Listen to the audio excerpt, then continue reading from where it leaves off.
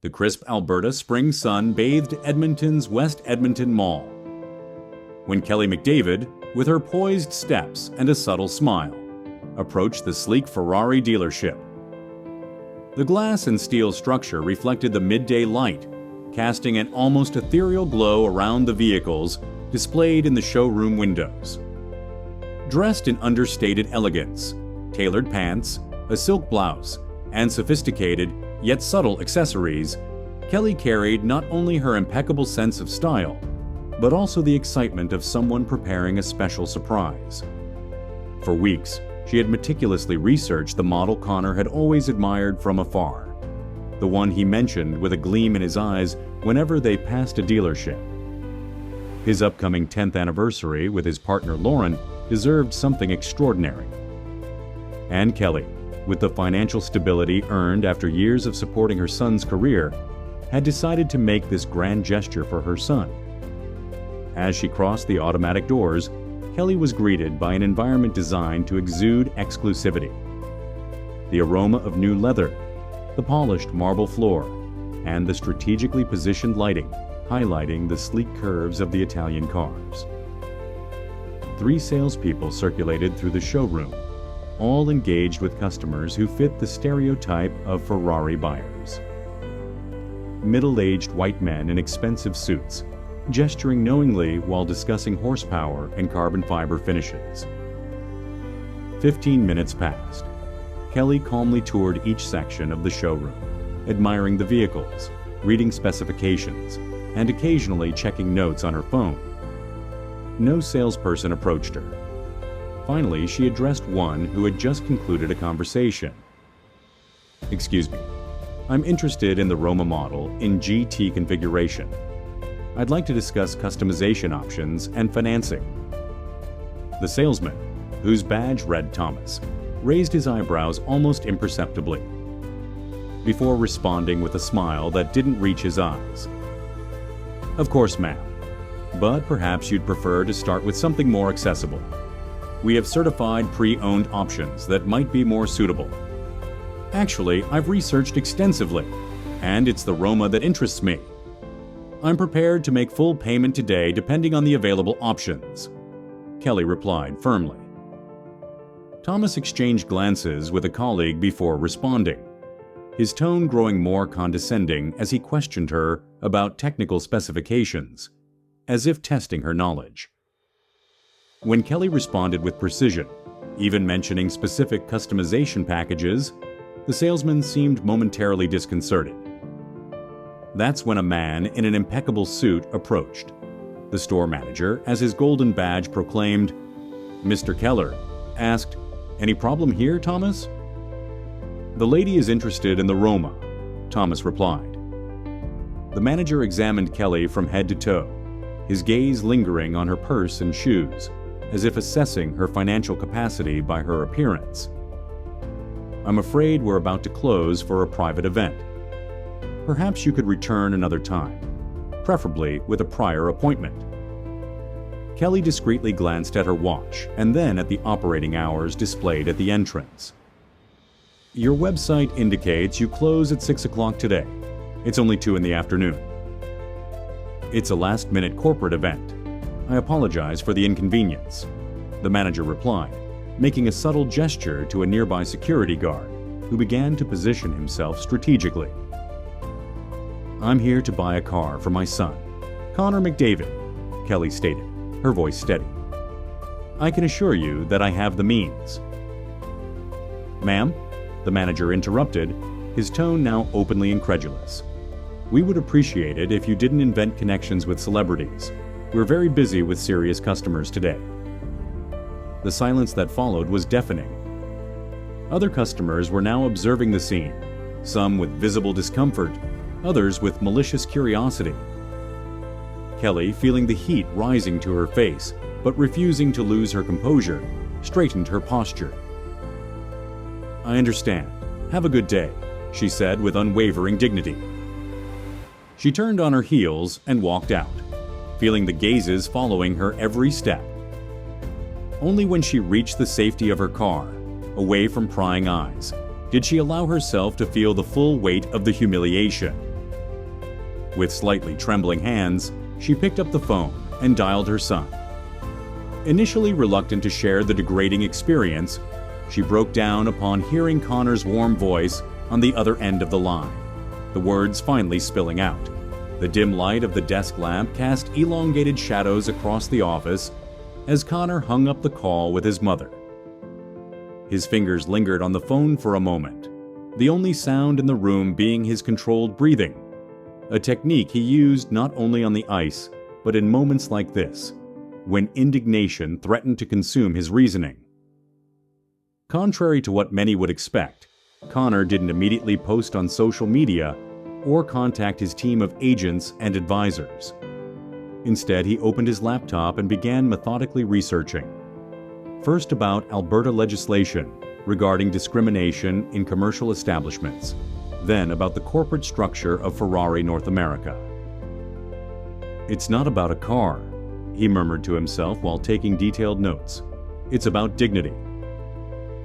The next morning, his personal attorney appeared surprised to receive a consultation not about multi-million-dollar contracts or endorsements, but about legal protections against discrimination in commerce. "I'm not interested in suing," Connor clarified during the video call. "I want to understand the full picture before acting." 3 days later, Connor connected with his father, Brian McDavid, from his home in Edmonton. The computer screen framed the experienced face of the former hockey coach, lines of expression marking decades of similar experiences. "This reminds me of Toronto in 2005, Brian recalled, adjusting his glasses. "I had just started coaching minor hockey. Had money in my pocket, but couldn't get a table at a restaurant for almost an hour." "It still happens," Connor agreed, "even with our resources." "The difference is what you do afterwards," Brian responded, his voice carrying the wisdom of chosen battles. "Some fight, others build." This philosophy guided Connor's next step. Meticulously, he organized a test. 3 different people would visit the dealership on consecutive days. Mark, his white friend with no sports connections, was welcomed with champagne and immediate attention. Jackson, an Indigenous colleague from the McDavid Foundation, waited 20 minutes before receiving superficial attention. And Dr. Washington, a middle-aged Indigenous pediatrician, reported an experience virtually identical to Kelly's. Veiled disdain and suggestions to look for more realistic options. In parallel, Connor scoured online reports and contacted other athletes. A pattern quickly emerged. The dealership in question had a history of distinct treatments based on perceived racial and age profiles. 1 week after the incident, Connor flew to Toronto. In the cozy garden of his mother's house, he observed how she moved with a subtle hesitation that wasn't there before. "It made me feel small," Kelly confessed while tending to her award-winning roses. "As if all my support for your career could be erased by the color of my skin. You taught me that responding with anger only gives people what they expect," Connor reflected, taking his mother's hands in his. "I'll resolve this in a way that no one expects." Back in Edmonton, Connor picked up the phone and made a surprising call directly to the Ferrari dealership. Calmly identifying himself, he requested to speak with the regional manager. In minutes, the call escalated to senior executives, their voices overflowing with anxiety to remedy the misunderstanding. "We would like to offer your family VIP treatment and substantial discounts," the regional director proposed nervously.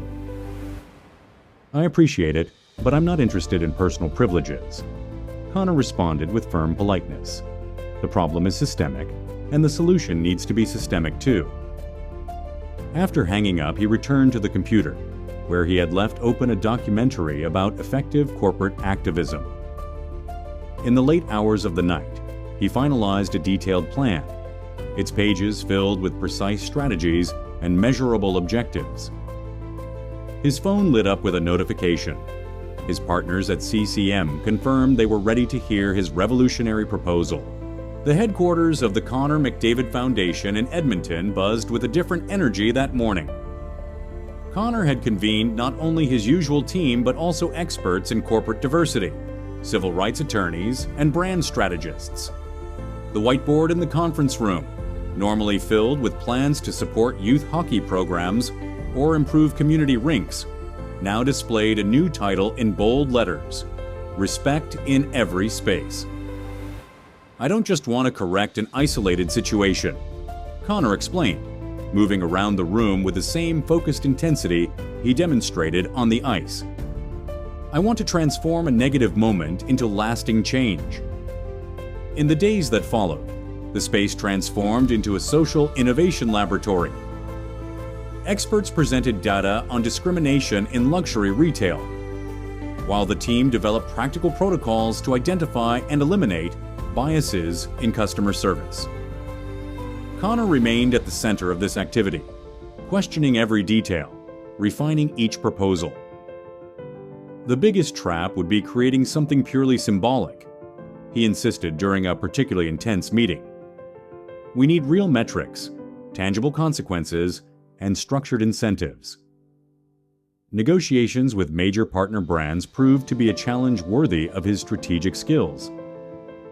In an especially tense video conference with CCM executives, Connor faced veiled resistance. "We understand your personal commitment," argued a senior vice president, "but getting involved in politically sensitive issues may alienate consumers." Connor, his serene expression masking unshakable determination, leaned toward the camera. "Basic respect isn't politics, it's humanity. And brands that don't understand this will be obsolete in 5 years." The momentary silence was followed by nods of agreement. The meeting ended with concrete commitments to support the initiative. In parallel, Connor worked with a diverse team to develop training materials that were simultaneously accessible and impactful. He personally reviewed each module, often until late hours, refining examples and ensuring inclusive language. "This segment on microaggressions needs to be more specific," he noted one early morning, his reading glasses slipping down his nose as he worked. "We want people to recognize real behaviors, not just abstract concepts."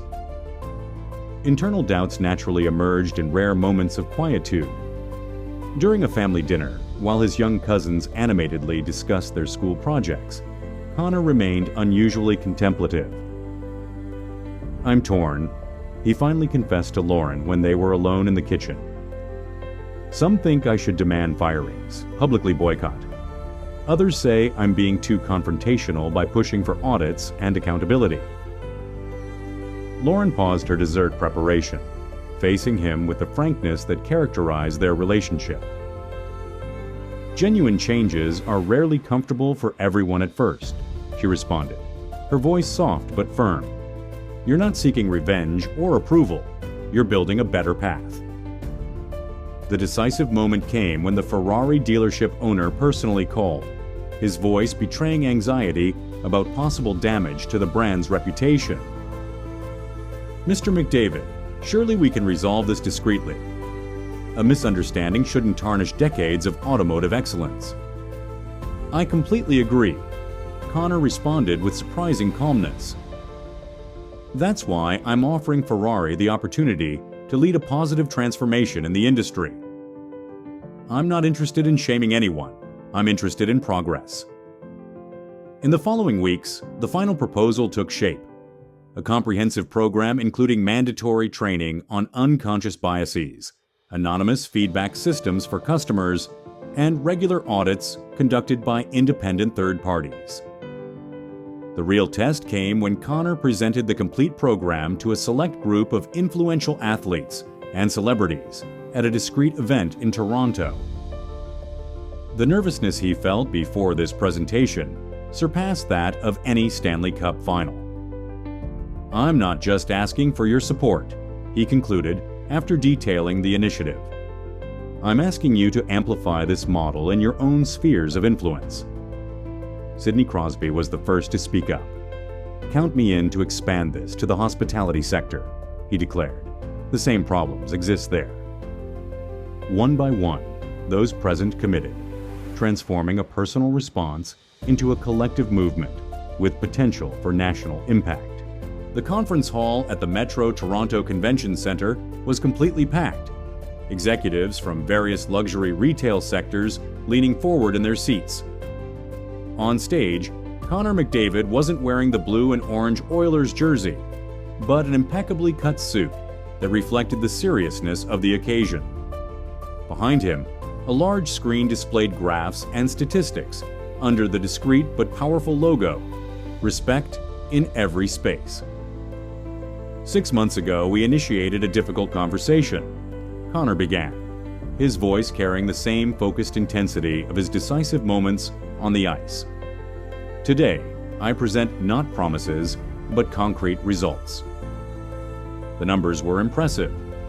213 luxury establishments implementing the developed protocols. A 47% reduction in complaints of discriminatory treatment, and a 31% increase in customer diversity without any negative impact on sales. In fact, with increased customer loyalty. Real change doesn't just happen in the spotlight, he continued, advancing to the next slide. It happens in small daily interactions when no one is filming. The audience reacted with visible surprise when the CEO of Ferrari North America took the stage. 6 months earlier, the company was on the defensive. Now they presented themselves as a case study in progressive corporate response. "We transformed a moment of failure into a catalyst for inclusive excellence," declared the executive. "Our trainings, inspired by Mr. McDavid's program, are now a reference in the global automotive sector." Even more surprising was the next guest, the former manager of the Edmonton dealership, the very one who had dismissed Kelly McDavid. After undergoing extensive training and demonstrating genuine commitment to change, he now led workshops on recognizing unconscious biases.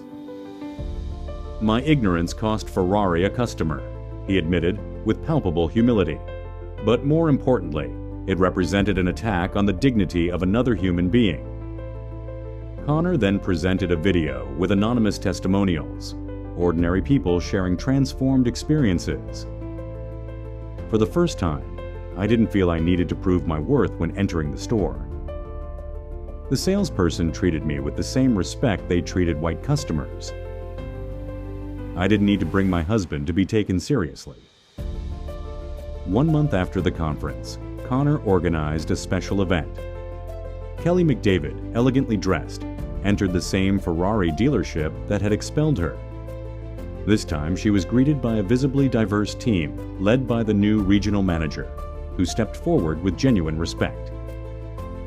"Mrs. McDavid, it's an honor to receive you," he said, handing her flowers. "We would like to formally apologize for the unacceptable treatment you received and invite you to share your experience in our next corporate training." Connor, observing the scene, didn't reveal he was there to buy the car originally planned. Instead, he announced a partnership between his foundation and Ferrari to fund educational programs in underrepresented communities, focusing on automotive engineering and design, with an emphasis on inspiring young Indigenous Canadians to pursue careers in the field. "Our goal was never punishment," he explained to the reporters present. "It was transformation." Weeks later, at the McDavid residence in Edmonton, the gathered family celebrated not a victory in the Stanley Cup Finals, but something Connor secretly valued even more. Around the dinner table, Kelly raised her glass in a toast. "To the ability to transform pain into purpose," she said, her eyes shining with maternal pride. "You could have used your privilege for revenge or for personal benefit. Instead, you built bridges." Connor smiled, reflecting on the journey. Trophies eventually gather dust, but systemic change, that's eternal. His phone discreetly vibrated with notifications. Several other luxury brands requesting to implement the program, and provincial legislators expressing interest in codifying some of the protocols into law. With a smooth movement, Connor silenced the device and returned his attention to the family. The true victory wasn't in the titles or statistics, but in the thousands of people who would never know his name, but who would walk with more dignity through previously exclusive spaces. And that, Connor reflected, while looking gratefully at his mother, was worth more than any Hart Trophy.